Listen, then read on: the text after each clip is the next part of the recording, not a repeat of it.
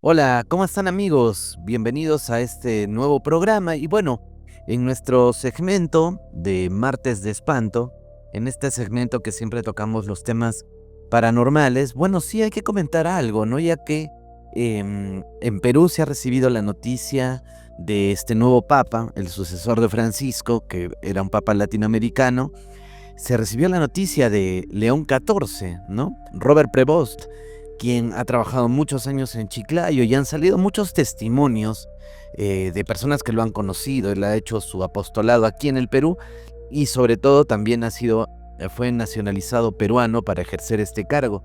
Y hay un interés en Perú de parte de esto. Ahora, también esto coincide con que en el canal hemos hablado muchas veces de los misterios de la Biblia, los misterios de las profecías, y justamente yo me preguntaba, ¿no? ¿Por qué San Malaquías se equivocó en sus profecías, en lo que vendría como el último papa? O tal vez no fue así.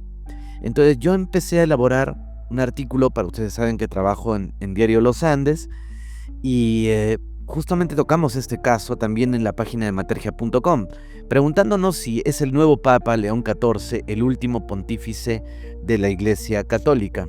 Y es que cuando uno piensa, por ejemplo, en la civilización que perduró más en el tiempo, uno rápidamente viene a nuestra cabeza pues los romanos, ¿no? Que ellos han gobernado desde antes de Cristo, imagínense, hasta la Edad Media. Y aquí es donde empiezan un poco las profecías, por lo menos en el Viejo Mundo o en los tiempos, bueno, digamos, la Edad Media, ¿no? ¿Quiénes son los primeros en que hablan sobre un apocalipsis, sobre un fin del mundo? Y es precisamente Rómulo, el fundador del Imperio Romano, bueno, de Roma por lo menos, cuando él tiene una visión que le hablan unas águilas. Y él ve 12 águilas, y él interpreta estas 12 águilas como la fecha del apocalipsis. Y esto lo dice que esto iba a ocurrir en el 741 a.C., o sea, 12 años después de la fundación de Roma. Pero esta profecía no se cumplió y empezó aquí el tema que siempre vamos a ver, que se empezó a postergar. Algunos interpretaron que no eran 12 años, sino eran 12 décadas, etcétera, ¿no? Y nunca se cumplió. Otra profecía que uno dice que no se cumplió es que supuestamente Nostradamus, e incluso San Malaquías, hablaban de un papa negro. Y esto tampoco se dio, ¿no? Entonces, podría ser que hemos malinterpretado. Por ejemplo, hablaba con un amigo ayer y me decía, pero el Papa Negro no se refiere a un color de piel, se refiere más bien a la sotana. O sea, cuando un jesuita alcance el pontificado, será el fin de la Iglesia romana. Pero, ¿es así? O sea, ¿hay que tomarlo simbólicamente? Yo creo que sí. Más va por ese sentido que por algo meramente como algo físico, algo muy puntual, y hasta yo diría una explicación un tanto burda, ¿no? Creo que estas profecías hay que tomarlas desde un punto de vista un poquito con más licencias simbólicas, ¿no? Pero siempre con datos reales. Ahora, yo me preguntaba esto, ¿se equivocó San Malaquías? Ustedes ya saben que San Malaquías es un arzobispo irlandés del siglo XII y que, bueno, él fue canonizado en 1190 por el Papa Clemente III. Él tiene supuestamente unas profecías de los papas. Es una lista enigmática de lemas en latín que describen a 112 pontífices, desde Celestino II hasta un último papa vinculado simbólicamente al final de los tiempos. Se cree, y esto lo pueden consultar en muchos portales, que esta lista fue redactada tiempo después de que él falleció. Pero aún así, si así lo fuera, los lemas son bastante claros. Y por otro lado, hay un grupo de la Iglesia Católica que considera a San Malaquías un santo, obviamente. Por tanto, su lista es respetadísima y muy, digamos, conocida, temida incluso, ¿no? Dentro de círculos católicos. O sea que tampoco es como para que uno lo pueda despreciar así nomás. Y hay varios ejemplos, ¿no? Pero empecemos desde León XIII. Justamente él antecesor del nombre de León XIV. A él le decían, por ejemplo, la luz en el cielo. Tenemos a Pío X, que sería fuego ardiente. Benedicto XV, religio de populata, religión devastada. Pío XI, la fe intrépida. Pío XII, pastor angélico. Juan XXIII, pastor y navegante. Pablo VI, flor de las flores. Juan Pablo I, de la media luna. Juan Pablo II, de la fatiga o trabajos del sol. Y acá viene el problema. Ahora, no vamos a explicar todos los otros papas, porque ustedes pueden consultar en internet que muchos de estos lemas se han cumplido, no sé si al pie de la letra, pero les han encontrado una justificación. Los que más sorprenden son de la media luna, porque el pontificado de Juan Pablo I duró una luna llena, o duró solo 33 días, o por ejemplo Juan Pablo II, que de los trabajos del sol, que Juan Pablo II dicen, ¿no?, que nace en un eclipse, muere en un eclipse. Otros dicen, no, es que él viajaba como el sol, era un papa infatigable, muchos viajes. Bueno, y aquí viene el tema, ¿no? Incluso vi un video de JL, ¿no?, que él decía que esto de pastor y navegante, en realidad pastor y navegante sería Francisco. Flor de las flores sería este papa León XIV, porque en su símbolo, ustedes pueden ver el escudo papal, el nuevo, hay una flor, la flor de lis. Entonces dice, recién el que venga, recién será el de la media luna. O sea, estamos en la lista un poco atrasados. Sin embargo, casi todos están de acuerdo con que Benedicto XVI sería el de la Gloria del Olivo, Gloria Olivae. Justamente consultaba, y Francisco sería Pedro el Romano. Pero si fuera así, ¿por qué en todo caso con Francisco no se acabó la Iglesia Católica? Porque en el mismo refrán, bueno, pese a que no tiene un lema, sí hay una extensa, acápite que da San Malaquías, que dice, ¿no?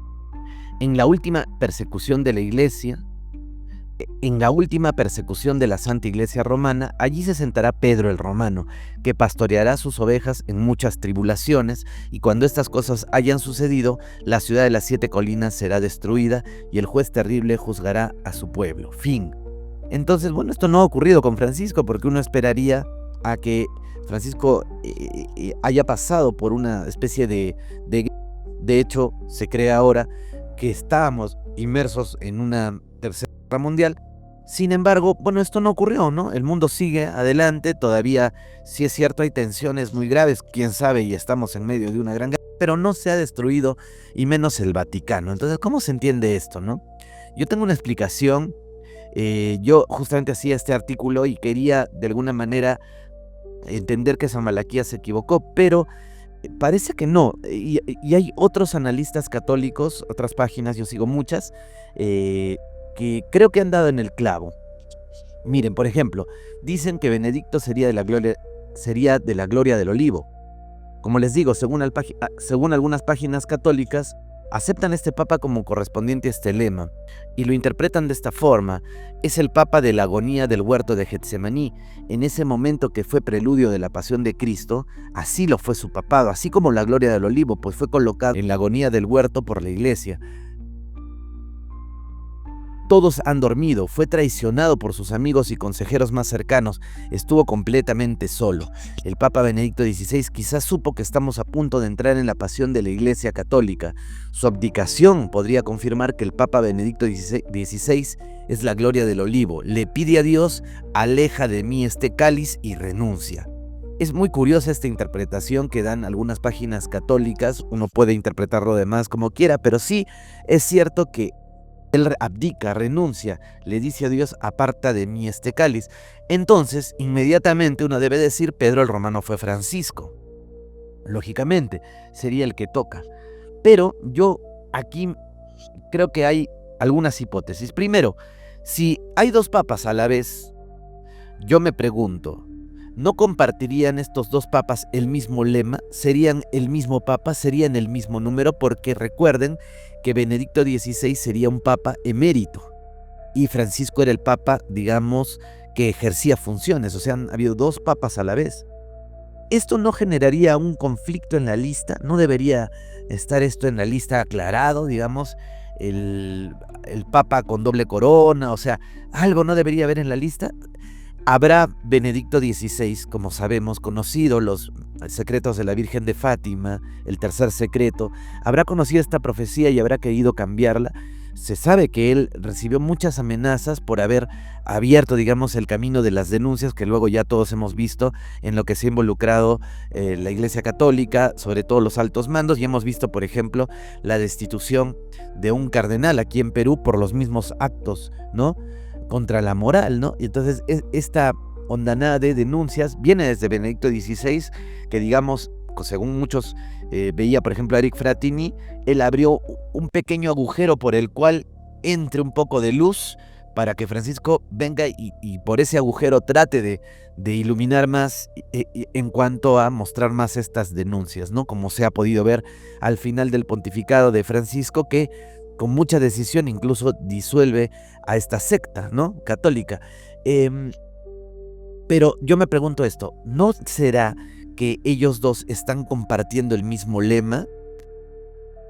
Y en el caso de, hay otras, como les digo, hay otros analistas católicos que dicen, no, Benedicto XVI sí fue la gloria del olivo, y a partir de aquí pasa un fenómeno muy interesante. Si bien es cierto, Pedro el Romano tiene un número, es el último número de la lista, no tiene lema, representaría tanto él como el lema anterior o el papa anterior, dos corrientes de papas que van a venir, que son los papas del martirio, los papas de la tribulación y los papas de la reconstrucción. Así quieren entender esta profecía. Entonces, estas dos corrientes de papas gobernarán en los últimos días, durante la persecución de la Iglesia y su aparente destrucción, y serán aquellos que liderarán su reconstrucción, como lo hemos dicho. No cito literalmente estas páginas, ¿no? Son interpretaciones cargadas de simbolismo y licencias, pero quizás así debemos entender a Pedro el Romano, como una figura simbólica más que literal. Otros sugieren que también Pedro el Romano quiere decir que cuando un papa, o sea, ya a partir de ahora, todos los papas que vengan serán papas de crisis, ¿no?, que seguirán, digamos, mostrando estas miserias y todo lo turbio que hay en el Vaticano, y esto acarrearía el fin de la Iglesia. Incluso algunos dicen que muchos de estos papas, incluso Francisco, ahora León XIV, dicen que son papas progresistas, ¿no? Papas que están a favor de los pobres, ¿no? Que realmente así debería ser un papa, ¿no? Pero algunos dicen no, pero se pega mucho a las doctrinas de género, o se pega mucho a la política, o etcétera, etcétera. Y algunos piensan de que en algún momento, por ejemplo, se habló, y Francisco y muchos otros padres, hay una corriente muy grande de gente que cree que los sacerdotes deben casarse, por ejemplo, entre muchas otras reformas que podría tener la Iglesia. Y sabemos que hay grupos radicales dentro de la misma que dicen, ¿no?, si esto ocurre, nosotros realmente renunciamos a la Iglesia Católica, o habría un cisma, como ya lo hubo con el obispo de España, ¿no? Pero digamos ya un cisma mucho más grande a nivel mundial, y podría venirse abajo la Iglesia Católica por estos, digamos, últimos papas que hagan reformas que rompan con lo ortodoxo de la Iglesia Católica, ¿no? Y bueno, lo que se podría interpretar de Pedro el Romano es que cuando llegue un italiano, más que un italiano, o lo que representaría un italiano, un romano, es volver a la ortodoxia, y de pronto esto también podría generar un cisma, ¿no? De pronto puede ser que la gente ya está más acostumbrada a cierta libertad de la Iglesia, que ha aceptado tantas cosas, y retroceder haría que baje la feligresía, que es indudable. Los números de Francisco aumentaron casi en 300% la asistencia de la misa, o de la asistencia al catolicismo en general en el mundo. Este papa generó muchos likes, ¿no? Y retroceder sería ir por otro camino. Ahora recordemos que ya son 3 papas seguidos que no son italianos, y esto nos habla de que hay una apertura del Vaticano a abrirse al mundo, a que otras nacionalidades tomen la cabeza del Vaticano. Entonces se podría entender, entonces cuando Pedro el Romano se siente en el sillón, pues será el fin del mundo. O sea, quiere decir, cuando ya la palabra se haya difundido, hubiesen habido muchos papas de otras nacionalidades, y se reintegre y tome la posesión un romano nuevamente, coincidirá con el final de los tiempos. Ahora, El fin del mundo nadie sabe, la misma Biblia lo dice, la llegada de Dios o del Hijo del Hombre será como un ladrón a medianoche. Entonces es difícil, ¿no? Yo más interpretaría entonces la profecía de San Malaquías ya como algo abierto. Y hay muchos pronósticos, ¿no? De científicos que dicen que la Tercera Guerra Mundial sí será con armamento nuclear, pero la cuarta, digamos, será con piedras y palos, ¿no? Entonces se sabe que un conflicto con la tecnología de hoy a la escala que ya podría darse, en escala global, realmente una guerra mundial destruiría el planeta, ¿no? Y si esto coincide con el último Papa Pedro el Romano, después pues de la Gran Tribulación, tendría que coincidir también con la caída de la Iglesia Católica. Por fin, digamos, o ya tendría que coincidir con el final de la Iglesia Católica, donde el Vaticano pues se ha destruido, o bien por la guerra, o bien porque ya quede esto en un descrédito. Entonces, si la otra forma de verlo es que pueden venir papas reformistas y será destruida simbólicamente. Recuerden la visión de San Francisco, él veía que la iglesia se caía y San Francisco es iluminado por Dios. Dios lo envía para levantar o sostener los cimientos de la iglesia, y la pobreza de Francisco, digamos, del santo no medieval, es lo que inspira y logra digamos, nuevamente un crédito, ¿no?, de la Iglesia Católica ante el mundo, y sigue viviendo hasta hoy porque llegan personas pues santas o gente, digamos, con cualidades psíquicas paranormales pues impresionantes, con una mística interesante, y logran revertir esta situación de que esta iglesia está condenada a que si no cambia el mundo podría dejar de prestarle importancia, pero la hemos visto bastante fortalecida con estos últimos pontífices. Pero reiteramos, ¿no? Sí son papas de crisis, son papas que podrían estar conviviendo con el final de los tiempos, pero al respecto a San Malaquías, él es muy puntual. De la gloria del olivo, supuestamente fue Benedicto XVI, tiene sentido porque es el que entra a la pasión, más que entender esto como que de la gloria del olivo con que era un papa con sotana negra o un papa afro, ¿no? Un papa africano. Entonces yo creo que sí hay que entenderlo como algo más simbólico, y el próximo papa, o sea Pedro el Romano, ya es como digamos abierto. Son los papas de la destrucción de la iglesia. O sea, y obviamente, como para terminar, las profecías están dadas para que no se cumplan. Entonces la idea sería de que esta última profecía, que coincide con la profecía de la Virgen de Fátima, que se ve que el Papa es asesinado, ¿no?, delante pues de todos los fieles, en una ruma digamos, de cuerpos, el Papa es asesinado y es el fin de la iglesia. O sea, también las profecías de Fátima hablan de este momento, ¿no? Entonces, lo que toca hasta el final de los tiempos es esto, ¿no? Es el padecimiento de la iglesia, pero lógico también por sus propios pecados, porque ya se ha sabido sobre esta filtración de documentos, las malversaciones de fondos económicos, cómo han jugado con los fondos económicos de todos los que dan una limosna a las obras sociales, y cómo esto no terminó en el lugar donde debió, y fue desviado por algunos malos cardenales con los cuales el Papa estuvo luchando, y que incluso no digamos le quisieron dar un golpe, pero sí mostraron desobediencia ante lo que él decía. Bueno, pueden consultar canales que tocan esto con mucha mayor profundidad. Yo les recomiendo a Eric Fratini, que él habla de los introvertidos y los extrovertidos, estas dos corrientes de cardenales, unos que querían, ¿no?, digamos, depurar a la iglesia, y otros que simplemente se oponían. En todo este caos, se podría decir, León XIV, el papa que dicen, el papa peruano, pues de doble nacionalidad, vendría, digamos, a continuar la labor de Francisco y seguir limpiando la iglesia, y esto le va a acarrear, mostrar esta corrupción, le va a acarrear también mucho golpe por parte de sectas católicas que tienen todo el dinero, ¿no? Se dice que el Vaticano está quebrado, pero los que tienen el dinero precisamente son los castigados, y ya hemos visto que no tienen reparo en, por ejemplo, en asistir al cónclave o querer ser papas, o bueno, por lo menos estar ahí los mismos sancionados, ¿no? Por eso les digo, pueden profundizar